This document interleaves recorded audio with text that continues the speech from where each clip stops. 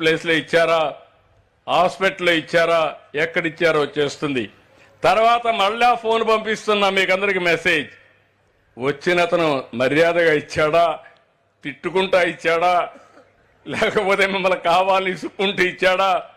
మిమ్మల్ని ఒక స్టేక్ హోల్డర్గా చూడాలి తప్ప ఏదో భిక్షం వేసినట్టు విసుక్కొనిస్తే అది తప్పనే ఉద్దేశంతో అది కూడా పెట్టా.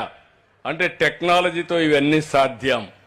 అందుకే నేను ఈరోజు డ్రోన్స్ ఉపయోగిస్తున్నాం, ఇంకో పక్క సెటిలైట్ ఉపయోగిస్తాం, సెల్ ఫోన్స్ ఉపయోగిస్తాం. ఇవన్నీ ఉపయోగించి మీ అందరికి కూడా యాక్యురేట్ డేటా తెప్పిస్తాం. నేను ఇంకా నెక్స్ట్ లెవెల్కి వెళ్తున్నా. గ్రోమోర్ ఉంది, ఇప్పటికే వాళ్ళ సెంటర్కి పోయి వచ్చాను.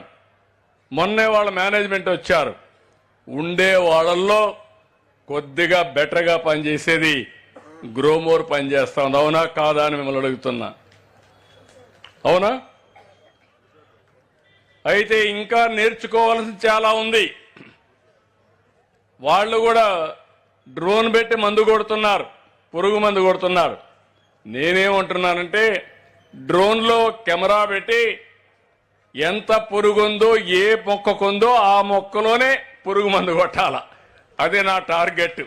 అది ప్రిసిషన్ ఇన్ అగ్రికల్చర్.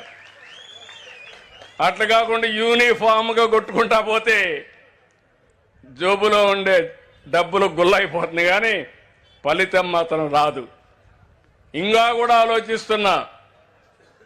రాష్ట్రంలో గాలి, విండ్ ఏ డైరెక్షన్లో పోతుంది, ఆ విండ్ క్వాలిటీ ఏంటి, అందులో తెగులు ఏమేమి ఉన్నాయి, అది ఎంత దూరం ప్రయాణం చేస్తుంది,